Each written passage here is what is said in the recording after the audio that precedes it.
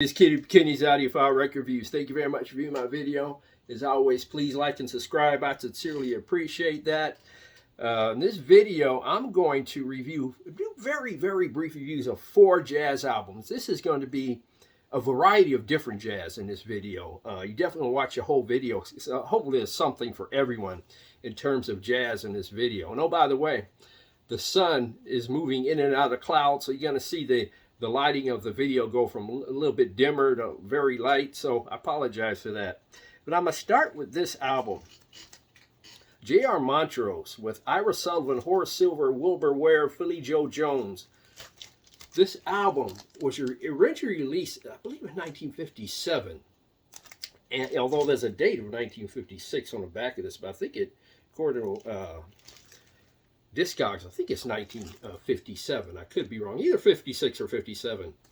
But this is a very, this was my particular version of this record was issued by Music Matters, but they're different, either CD or LP versions of this record over the years. I believe original pressings of this record, original pressings can go as high as like $2 grand on Discogs. I'll show you the inside of this, front and back inside of the gatefold of this Music Matters version of the record. And this particular record, this is a mono record, a mono recording, and mine is a 45 RPM version of the record, but there's plenty of CDs and 33 1/3 versions of this record. That is the front of the record. And this is the back. And again, this features Ira Sullivan trumpet, J.R. Montrose tenor sax, Horace Silver piano, Wilbur Ware bass, Philly Joe Jones drums. Very nice inner gatefold. I'll show you one of the labels. Again, mine is a 45 RPM version of the record that sounds absolutely fantastic.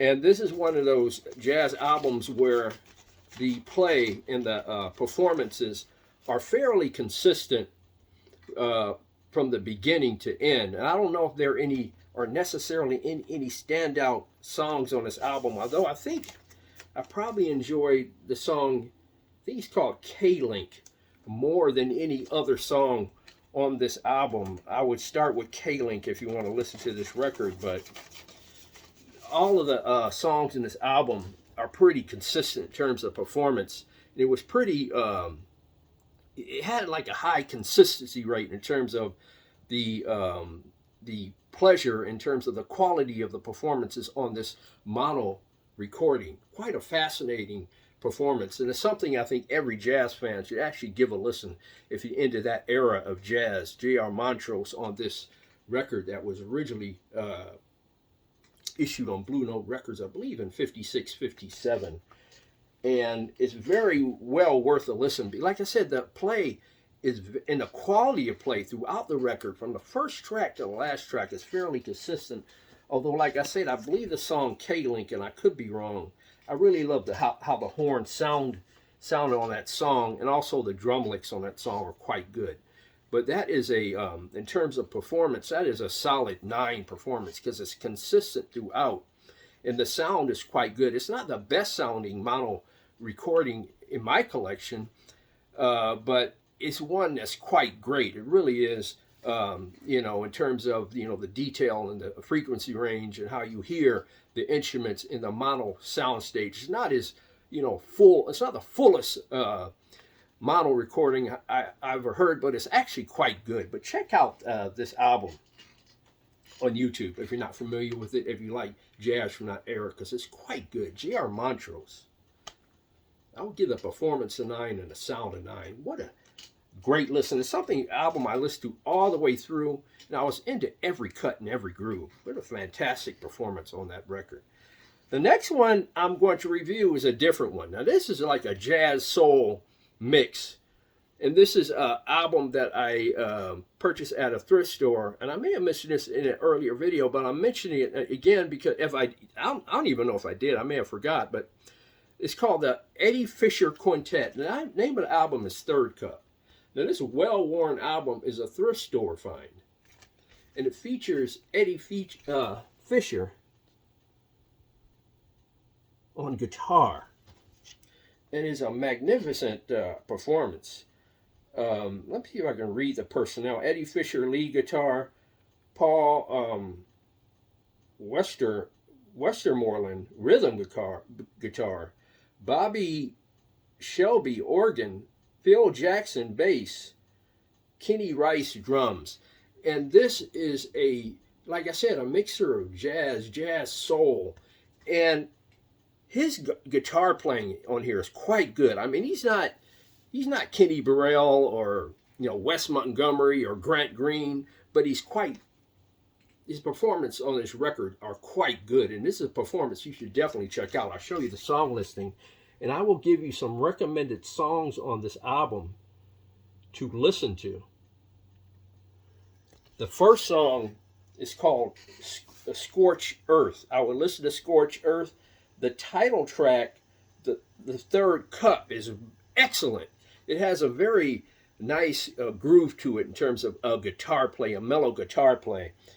And they do an extended version of the song The Shadow of Your Smile from the movie The Sandpiper. And it's like almost 12 minutes long. And their groove on the song The Sandpiper, I should say, is quite good. But check out the guitar performance of Eddie Fisher, the Eddie Fisher Quintet, on this very nice jazz soul album, and it's one I highly recommend. This was reissued recently, as of the posting date of this video, on the Verve, I think it's a Verve by Request series. And so this is available for $27.98 on the Verve by Request series. But I'll have to give you a warning on that Verve by Request series. I recently purchased this album. I shouldn't say recently. I think I purchased this in 2024. This Soul Sisters album, Gloria Coleman Quartet.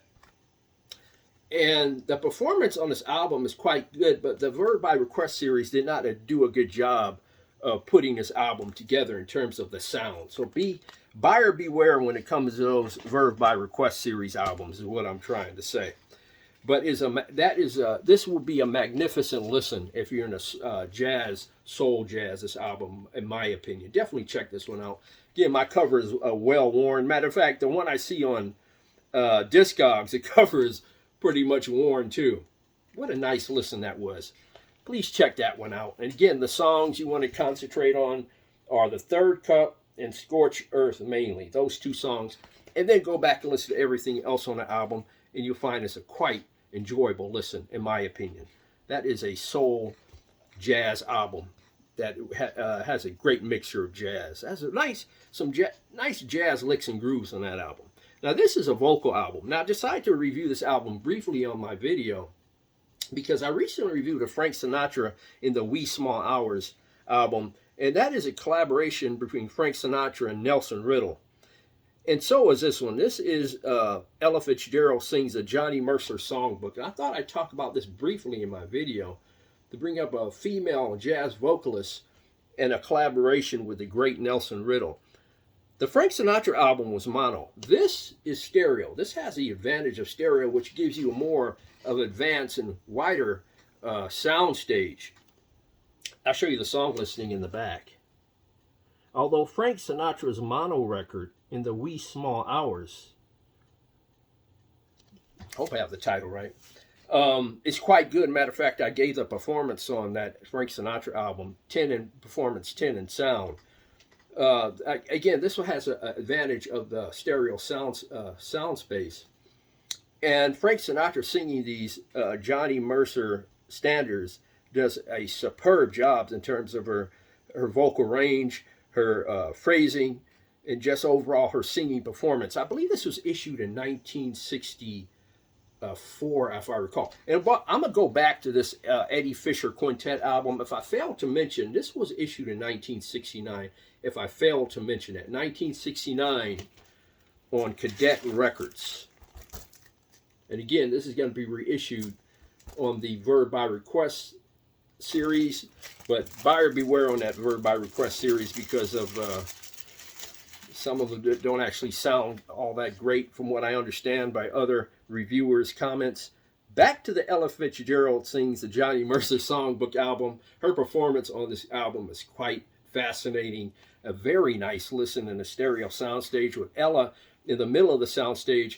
And Nelson Riddle's orchestra or band, they're in the right and left speakers mostly exclusively, and very little sound emanates in the middle of the soundstage. So you have Ella in the middle, Nelson Riddle in his orchestra and right and left speakers, but it sounds great. It's just not in an immersive stereo listen, but it's good nonetheless. And her interpretation of these Johnny Mercer songs are quite good. I would recommend, if you want to listen to this album, listen to Midnight Sun first, because her interpretation of that song is superb, along with the song Laura. Those are two standouts on this great album by Ella Fitzgerald, where I'm giving the performance a 9 and the sound a 9. A highly recommended Ella Fitzgerald album, in my opinion.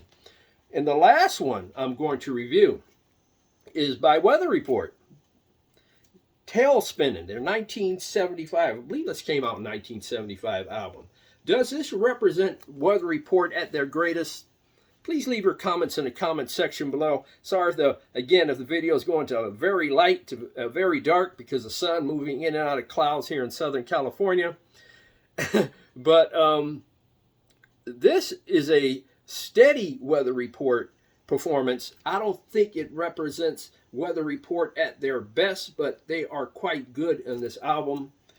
This album features Wayne Shorter on soprano, tenor sax, Joe Zawinul, the great Joe Zawinul, manning the keyboards as usual, Leon Chancellor on drums, Alirio Lima on percussion. Again, Wayne Shorter on soprano, tenor saxophones. If you listen to this album, I would listen to the song Man in the Green Shirt first. That is the best song on this album, in my opinion. The rest of the performances on this album are quite good.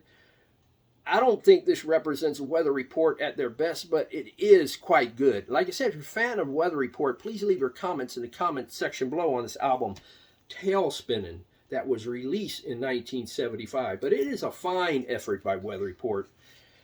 I like some of their previous albums a little bit better than this one. And some of the albums they did after this one, I like a little bit better as well. But this is an album you should definitely investigate if you're into jazz fusion, where I'm giving the performance at 8. The sound at 8.5. The sound stage is quite immersive, it's wide, it's full, but it's a little thin in terms of the frequency range, where the upper register is enhanced more so than the lower frequencies. Weather Report, sound at 8.5 I should say, performance at 8. Please leave your comments in the comment section below. What are your favorite Weather Report albums? That'd be an interesting conversation. That would be pretty interesting. This one does not include Jaco Pastorius, so by the way, and some people may like the Jaco Pastorius era, or a little bit better. Those are the 4 reviews on this video. Please leave your comments in the comment section below on the variety of music that was presented in this video. I really appreciate it. Please like and subscribe. God bless, strong love, and more important than the music, let's keep the peace worldwide.